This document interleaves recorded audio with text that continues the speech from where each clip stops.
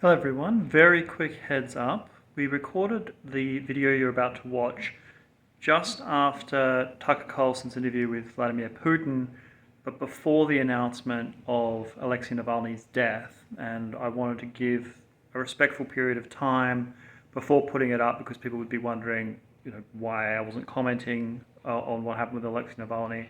I think it's a terrible tragedy. I think it's a good reminder about what the Putin regime actually is.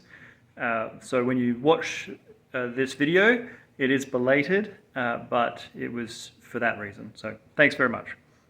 Hello, I'm Crispin. Welcome to Baltic World. I know it's been a minute, but in light of the interview between Tucker Carlson and Vladimir Putin, I wanted to make this video because I have a perspective on this that I haven't seen anywhere else, and most importantly is revealing for how Ukraine can win this war. Before I go on, I don't mean Ukraine's victory the way the Ukrainian government would describe it, the military expulsion of all Russians from Ukraine territory, including Crimea. No, I mean a Ukrainian victory the way Vladimir Putin would describe it, which I think from this interview is remarkably different. I've got a few things to talk about. It's going to take a while. I hope you'll bear with me. First, why did Vladimir Putin give this interview in the way that he did? Well, first of all, he's speaking to Tucker Carlson. Carlson represents the American populist right, the isolationist wing of the Republican Party. His audience are already suspicious of this war. They want to spend most of their money at home. And Vladimir Putin leaned into that heavily. He said, look, you guys have a crisis on your southern border. You've got $30 trillion in debt. Do you really want to be spending blood and treasure in Ukraine, thousands of kilometers away, when this is so important to Russia, but not to the average American? That's one aim, this sort of psychological propaganda victory that he was going for. Another is to contrast himself with Joe Biden by giving long-form discussions in complex issues. Would Joe Biden be able to give a half-hour lecture on history? America is a nation that can be defined in a single word.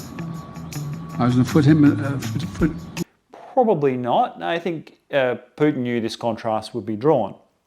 But the most important thing that Putin was trying to do has been entirely skipped over and missed by Western audiences. And I want to go into that today.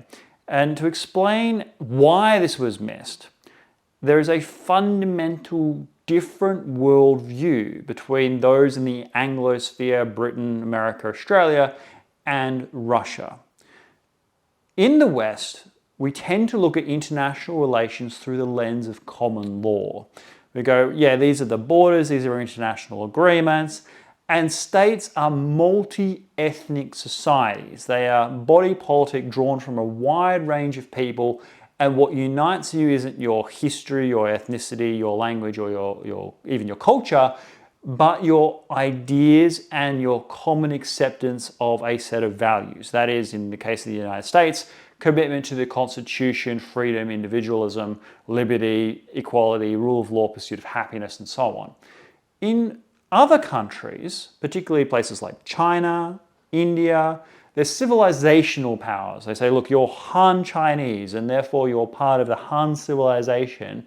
And the politics of the Han, that is China, is an extension of something that is already there that makes you uniquely Chinese. One thing I like to tell people when I'm comparing Russians and Americans is that Americans deep down, in their pit of their soul, in their heart of hearts, believe that everyone is really an American. Just give them the right freedoms, the right opportunities, the chance for social mobility, the promise of a better life and future, have the democracy, have the institutions, you too can be an American. And on balance, that's one of their strengths, this universalization, this sense of everyone being part of the human family. That gives them a restraint. Despite their enormous power, they do restrain that power because they think that everybody has intrinsic value as a human. Of course, they fall short of their ideals, but it is an empowering message, and it has helped them succeed because they have this strong example. It has drawn talent from around the world. The best universities are still in the United States, even today, despite or their cultural wars. They've got a huge draw of investment, research and development. It's not an accident that the greatest technologies in AI and so on are coming out of the United States. So it's a strength for them. By contrast, the Russians know that this is nonsense, that not everybody is an American deep down. Some people are fundamentally different. They come from a different tradition, and no matter how much you give them in terms of their institutions, they're going to retain a certain degree of their origin. And that's one of Russia's strengths too. Russia sees the world in far more pragmatic terms as a whole. And I don't just mean Russia. I think there are a lot of countries that do that. So what am I even saying all this for? Well, this leads into why Vladimir Putin gave his long history lecture at the start, which I think is by far and away the most important part of that interview, particularly revealing, and why the importance and rationale of it were completely missed by most Western audiences, because they don't see the world in these historical etnocentric terms. So Vladimir Putin, he goes on his lecture about the history starting from the Rurikids, going right through to the Soviet Union and in the post-Soviet era and the relations with the West. Now, the most important part of Putin's entire monologue was a part that's entirely been skipped over by Western analysts. It was the mid-17th century where he's talking about Poland.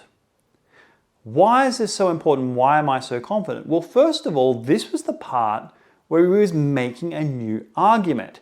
He says to Tucker Carlson, in case you think I'm making this up, I've gone to the archives, and he presents letters from the archives to Tucker Carlson. Tucker's completely bewildered by this. He has no idea why he's getting this information, why Putin's even talking about it, much less what it has to do with the war in Ukraine.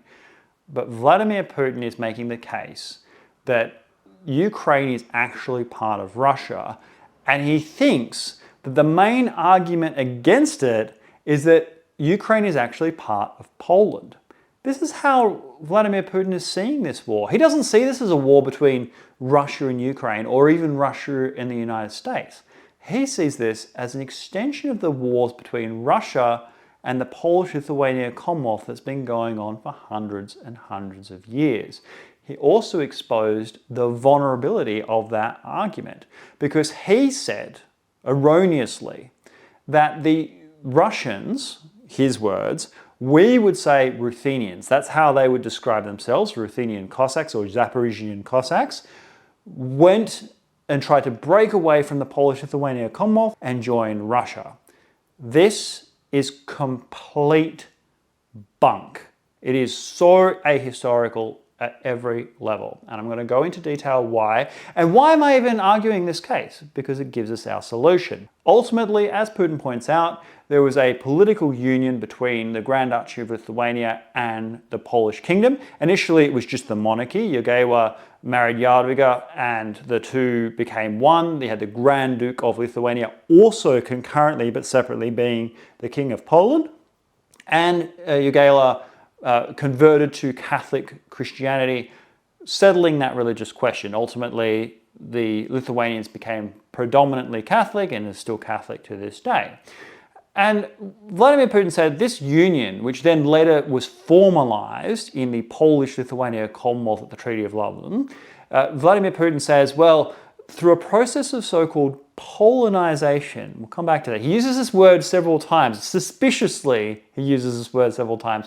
Polonization said that Poland was trying to convert Ruthenian lands to Catholicism. It was forcing them to learn the Polish language, take Polish customs, and as a consequence of being unable to preserve their Russian identity, they appealed to Moscow for support to break away from the Polish-Lithuania Commonwealth. To support this argument, Vladimir Putin came prepared. He pulled out a series of archival documents, these letters, that he presented to a completely bewildered Tucker Carlson, who had no idea why this was happening or what Vladimir Putin was trying to do. Because as I said at the intro, the West sees things in common law terms. It doesn't matter whether they were Athenians or pagans or whoever, Jews living in the territory, if they were citizens of that territory and they were under the central government, they agreed to be part of that central government, that's the end of the matter. There's no ethno question as to who belongs where. Whereas Vladimir Putin's saying, no, this is either the the Ruthenians belonging to Russia or Poland, which they wanted to break away from. So what Vladimir Putin presented were these series of letters that he said were from Bogdan Khmelnytsky to the court of Russia. What the hell is this? Why is it important? Well, Bogdan Khmelnytsky rebelled against Polish Commonwealth rule, but not at all for the reasons that Putin alleges. His reasons were personal. He was stiffed out of an inheritance, some land that he was owed. He went to the courts in Poland, and the Poles basically gave him short shrift. He did receive an injustice. But his rationale for rebellion had nothing to do with preserving Ruthenian identity. He appealed to the Cossacks on that basis in order to get himself elected and rebel, but that wasn't his motivation. Why do I know that? Well, it's because Russia was not the first choice of support, nor was it the second. He first went to the Ottoman Empire. He's like, okay, we're going to rebel, but in order to be successful, we need outside support. And he went to the Ottomans. Not his fellow Orthodox, but to an Islamic state. At the time, the Ottoman Empire was preoccupied in the Mediterranean and was unable to send significant support. So did he turn to Russia then? No. He turned to the Crimean Khaganate, the arch enemy of the Cossacks that had been raiding the Cossack territory for generations for slaves, for the slave markets of Kaffa. And he appealed to them and forged an unlikely alliance with the Crimean Tatars. Now, unfortunately for Bogdan Khmelnytsky, making an alliance with long-standing enemies may be unreliable, and the Tatars did abandon him on the field of battle, leading to a serious defeat. And it was only when the rebellion was incredibly weak that he, in desperation, turned to the Russians. And why was it his last choice? Because he absolutely did not want the Russians to come in and take over. He genuinely feared the autonomy and independence of the Ruthenians with Russian support. He did not want to be a Russian vassal. It was only in desperation that he turned to Russians as a last resort. How do I know this? Well, this leads us to the solution of the Ukrainian war. After Khmelnytsky died, the territory of the Zaporizhian Cossacks that had been carved out in the uprisings broke away from Russia and wanted to join the Polish-Lithuania Commonwealth. As a consequence, the Treaty of Hadiak was signed. And that treaty is what should be revived today. If you simply revive the Treaty of Hadiak, the war will be over and Ukraine will have won. What the hell did I just say? What on earth is the Treaty of Hadiak? The Polish-Lithuania Commonwealth for a short time was not the Polish-Lithuania Commonwealth. After the Treaty of Hadiak, it was the Polish-Lithuanian Ruthenian Commonwealth. Three political entities joining together as equals. The Ruthenians wanted to be part of the Polish-Lithuania Commonwealth rather than be part of Russia. Let me just say that again. The Orthodox Ruthenians willingly opted to be in political partnership, political union with the Polish Kingdom, the Grand Duchy of Lithuania, as a separate political entity under the Union. And this leads me to talk about Polonization and why Polonization as a state-orchestrated policy of turning everyone Polish, of suppressing local identity to get people to stop using their local languages or local customs and laws, is complete bunk. There is no truth to that at all.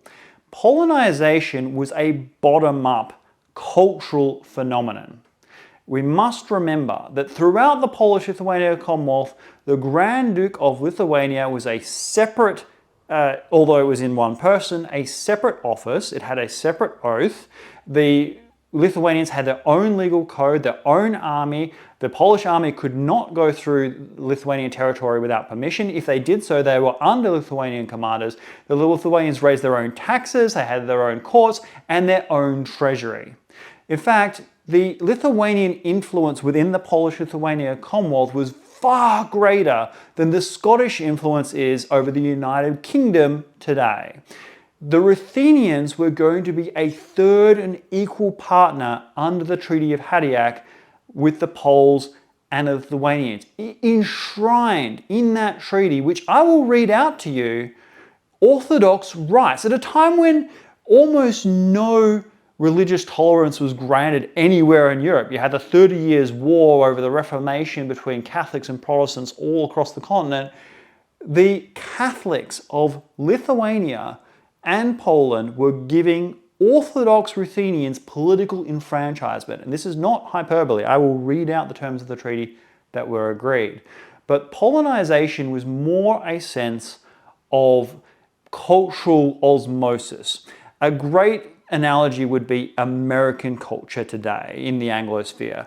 They don't come to Australia and say, you must adopt American English, you must watch American comedies. No, they produce a certain degree of culture and that exports around to the rest of the world. We would say things becoming Americanized. The same was true in the Polish-Lithuania Commonwealth. Because the language of government was Polish and because Szlachters were far more numerous as a proportion of the Polish population as the magnates were in Lithuania. Szlachta being a Polish noble, it was essentially far more democratic a system in Poland than it was in many other parts of the world. You could have social mobility in Poland in a way that you couldn't elsewhere.